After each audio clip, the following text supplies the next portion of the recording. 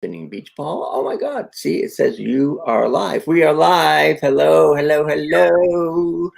We are going live to Facebook and a Facebook group. Oh no, actually my Facebook page and YouTube simultaneously. So here we go. Welcome, Catherine Morgan. Thank you so much for doing this. It is my absolute pleasure, Lou. Thank you. And I'm going to repeat and record this so that if folks miss it the first time around, we'll have a recording of it that we can spray out everywhere. Or is what was the Steve Bannon expression, flood the zone. So anyway. The funniest thing ever was the Saturday Night Live skit with him coming in as, the angel of death. Yeah. And we'll talk more about this too. And we're here for, to talk about dialing down anxiety, which I'm sure there's none of that this week. But there was a skit that my son's like, that's you. Like there was a skit about like, okay, we don't want Donald Trump to win, but what are we going to talk about if he's gone? Like my whole identity is wrapped up in not liking. Okay, I feel really sorry for Randy Rainbow. He's going to have to get a whole new shtick. Really? I know. That's why I'm thinking like, you got to expand. Oh, Sarah Thompson. Yay. Hi, so Sarah. Feel free to put any questions in the chat. Hopefully we'll see them. But what we're here to talk about is dialing down your anxiety. And the way that I came about this was Catherine was in a class of mine and she mentioned her course about dialing down anxiety. And she was kind enough to let me run through it. And it was amazing and it was awesome. And we'll talk more about it and where to find it in a bit. Which was great because it was like maybe it was 3-4 weeks ago. Yeah. It was sort of we're in the the craziness of the election and the pandemic, and I told Catherine because she was saying what was good about it. I'm like just the fact of being able to go to something that's focused on, how do I cope? How do I bring the craziness down? How do I reduce the volume?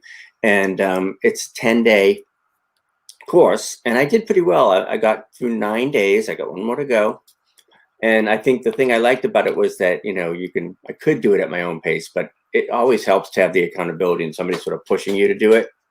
But it was great because there were various coping skills and other things aside from muscle relaxers, which is my usual go-to. or an alcoholic beverage or edibles, depending on if they're legal and where you are. Exactly. Yeah, everybody has been under a ton of stress between the pandemic and the US election. And by the way, the levels for anxiety and depression were at record proportions, even in segments of the population that had previously experienced very little of it before the pandemic. And my assumption, and you can validate this, is that things haven't gotten any better post-pandemic and US election cycle. So if we were at epidemic levels of stress, anxiety, and depression in the population at large, now we're like 10x.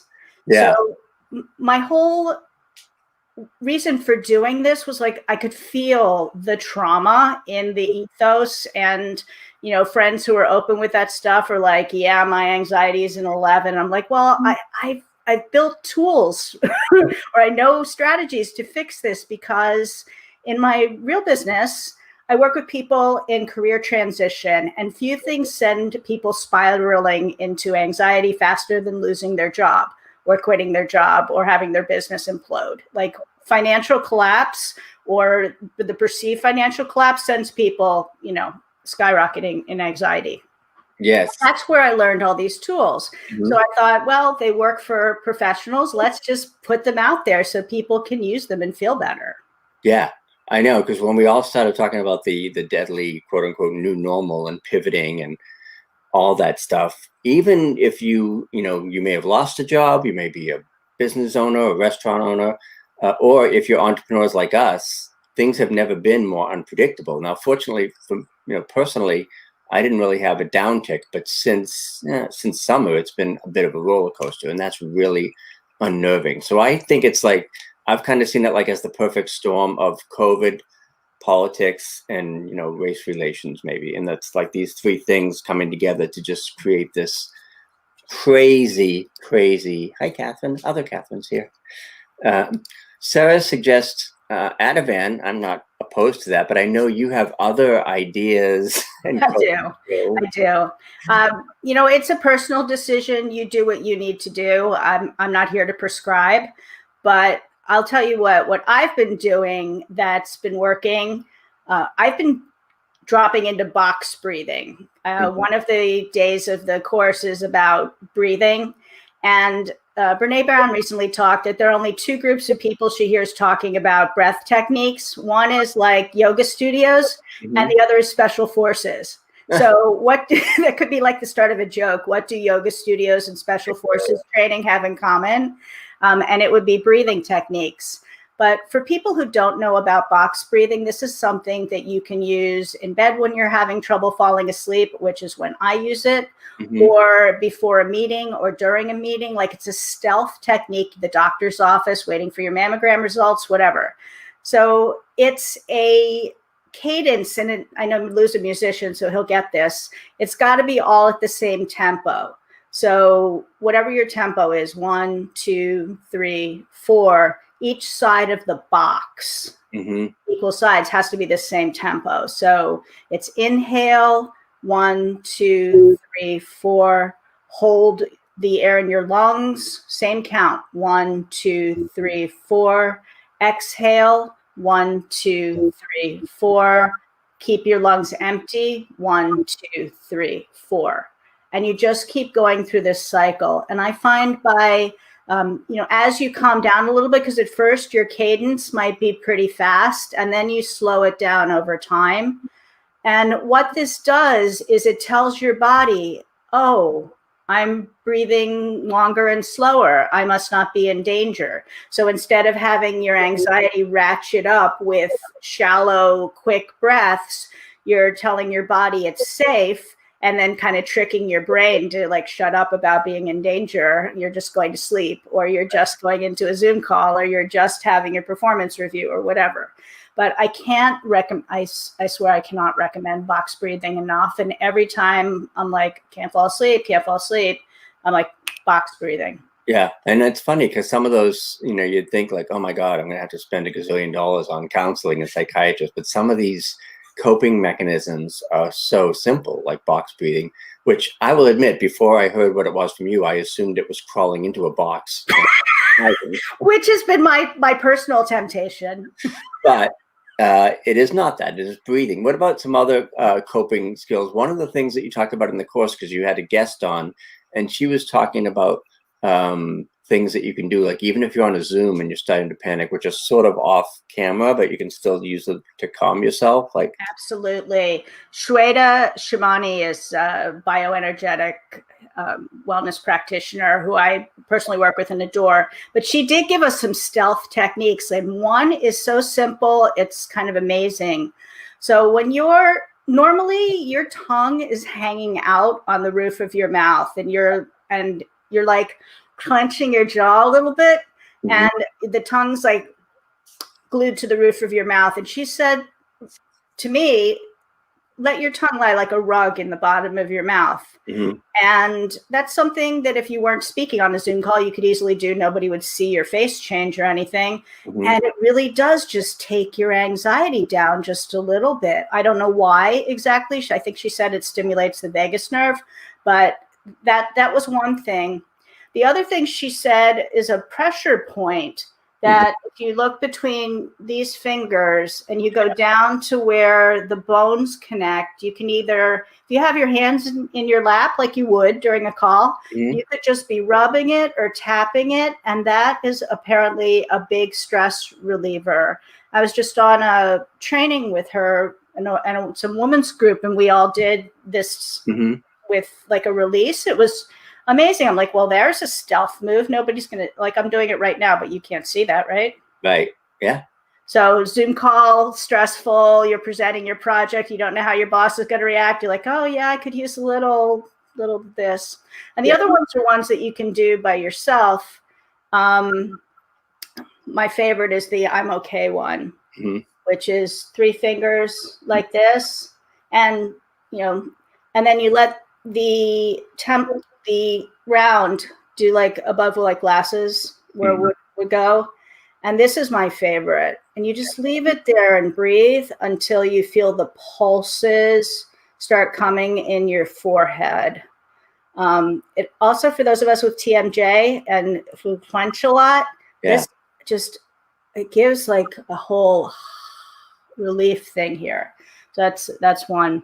But I love these because they're so simple, and don't like disregard them because they're so simple, but they're really, really helpful. And even just like, oh my God, this meeting's going on forever, I'm going to kill somebody. Tap, tap, tap, tap, tap, tap, tap. Because, we've all had that happen. Right. Because, there's some things where like, you can't really, you're in the midst of a meeting. Or, I mean, I've been in a couple of stressful coaching calls this week. And I think it's just because the other people are stressed, and then I take on that stress, and it's easy to spiral, So drop your tongue, do the tapping thing. Great jacket. You got to do it. So let's just say, and again, please feel free to ask any questions if you're watching us live.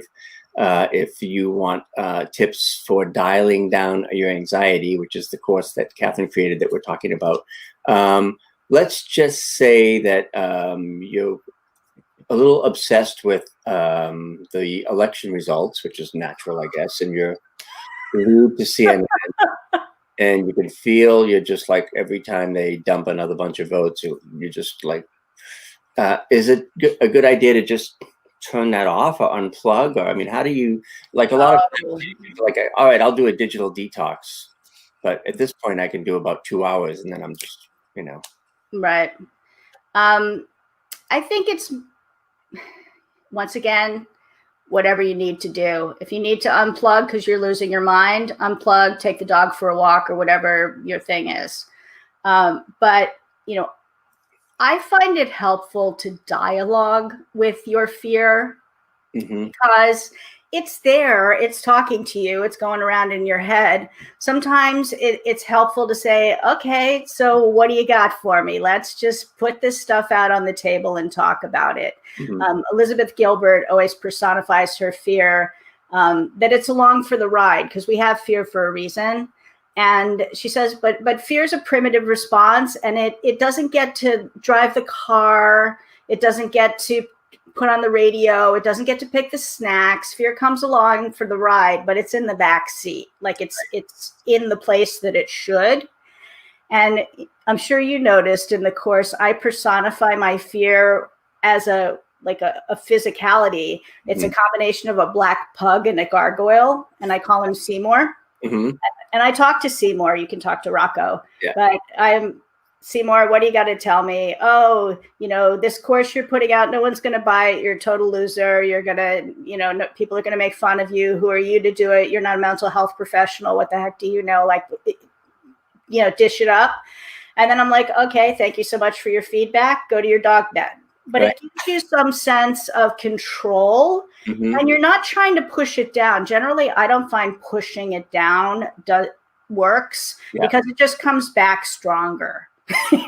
You're better off just airing it out, letting all your demons come out to play, and then, send them to their dog bed. But I use that Seymour thing in my productivity talk. And every time people come up to me afterwards, they're like, wow, that was so helpful. I'm like, use it, come up with your own, you don't like Seymour, make up your own vision. Well, and I know, because a lot of times, I mean, I'll look back to my dad's generation where it was kind of like, suck it up, be a man, and I'm not very woo-woo, but I'm enough to know that, like, you've got to, it's okay to say, like, holy shit, I'm off the charts anxiety here. So other coping skills for, particularly stressful times, like okay, look, you're gonna go like this for this one. Don't let this stuff stay in your body. It is toxic. Whatever you have to do to shake it out, shake it off, stretching. Whenever I'm inundated with the news, I either go for a walk, I Hmm. do a yoga series, or I do a Zumba class, like something to get it.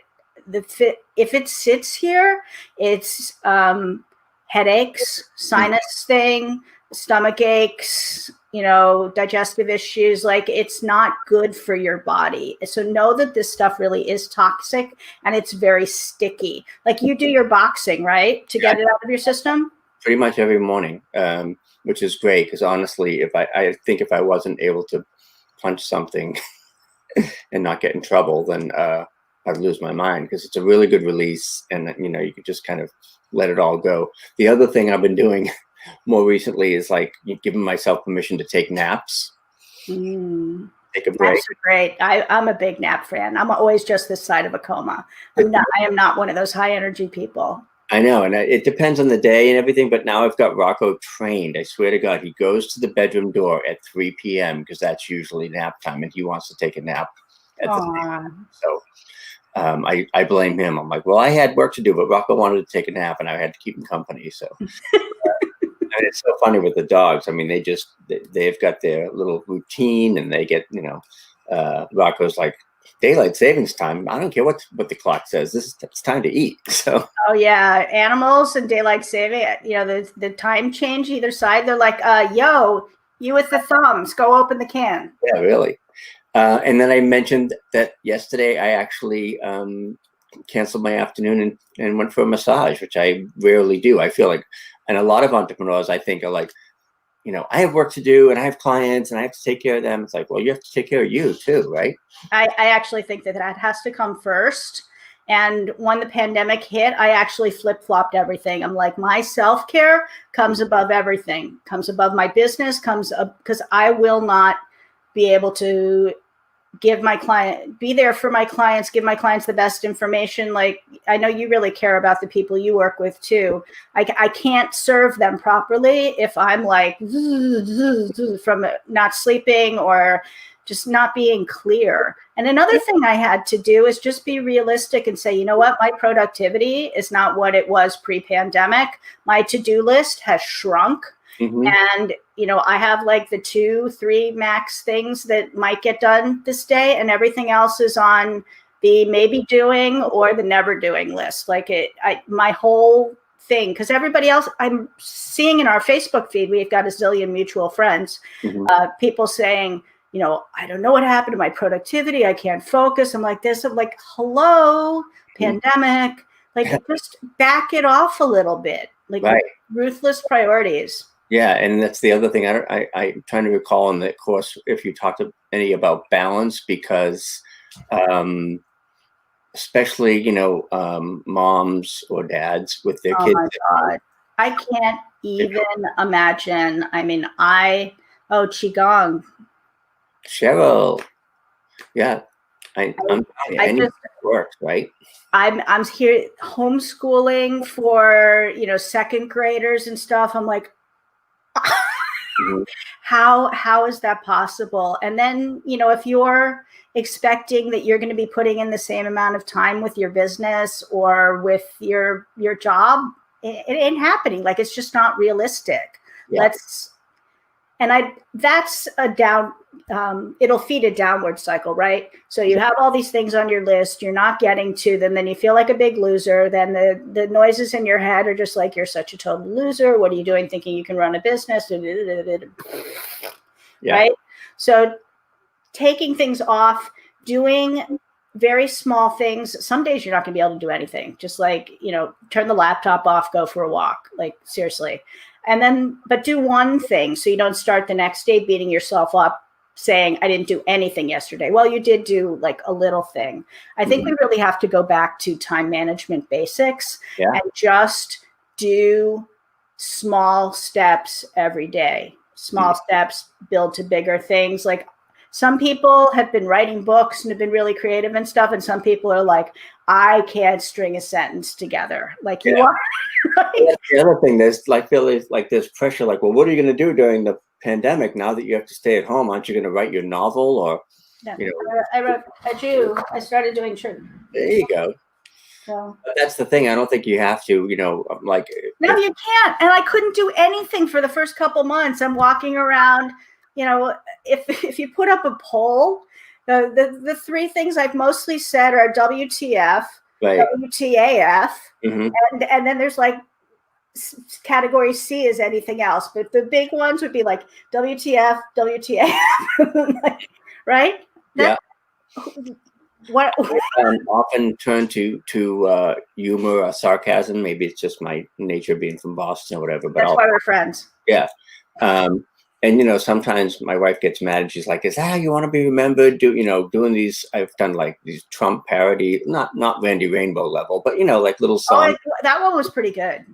Yeah, That's pretty good. I didn't sing it. A friend of mine did, but that's how I cope. Right. So If You Pay Me is a classic. I hold it up often for clients. It's green, so it's not Yeah. streaming, but yeah. So, and I did another one that's coming out soon called Zero Fucks Left to Give. Nice. A little rhyme and everything. A nod to Mark Manson. Yeah, exactly. Whose book I have to reread. So I like the first one. The second one, I like the first 2/3 and the last third where he talks about AI and everything. He's ending up being right, unfortunately, but I was just like, oh, I don't know. Yeah. So, but that's the thing. It's like, well, that's humor is my default thing. And well, you saw my Memory Lane video that you inspired with your Voice Matters course. Oh yeah, yeah. And then you showed me one, the guy that was doing the calm. Oh, that was so. He's hilarious, Chris Van. I'm an introvert, so Facebook is my water cooler. It's like I need to go there and repost this or share that or whatever. Right. And I'm not necessarily trying to be divisive or anything. I'm just, a wise ass. So you need a wise guy. It's your brand. Right. So let's talk about the course, because that's the whole cool thing that we wanted to share. And I'm going to see if I can show. Just to give people context, this course was soft launched a couple months ago, and a bunch of people have gone through it. And the feedback that I got was, this is great. This information is really helpful. Loved it. Enjoyed it. I think it's funny that the number one thing people said is, I really enjoyed it for an anxiety course. But that was what everybody said.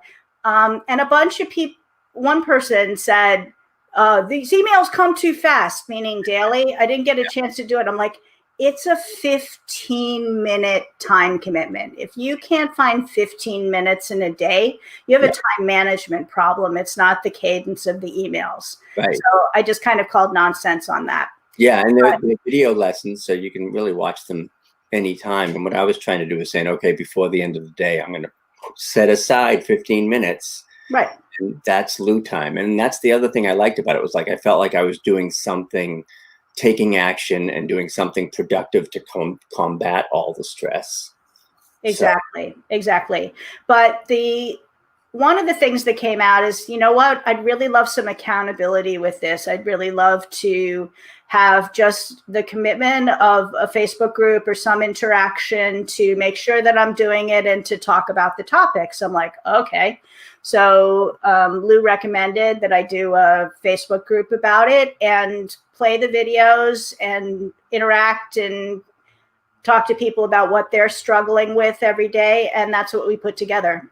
That's awesome. So it's going to be live. And I think that's the key, because I know, having done a lot of these challenges and things like that, that left to my own devices, like I said, I didn't even get to day 10, right? I was like, wow, I got through 9 days. But if you want to get through the whole thing and you want accountability and you want to be able to follow along, there's nothing like doing it live with you while you're sort of guiding them through. And that's also a thing, because I could say, like, if I had a question about something and I was just watching the video, I'd have to wait. But if I'm watching it and there's a Facebook group and I can ask that question, then I feel like, all right, now I'm totally engaged.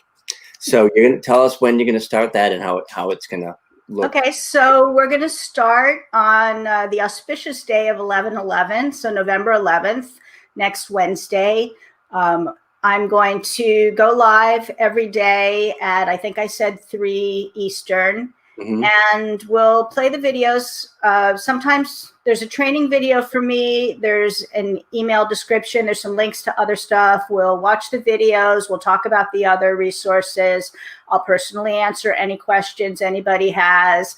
I know that anybody involved in this is going to say, oh, that's great. Have you thought about this? So I'm sure that a bunch of other resources that aren't included in my course will be uncovered by other people.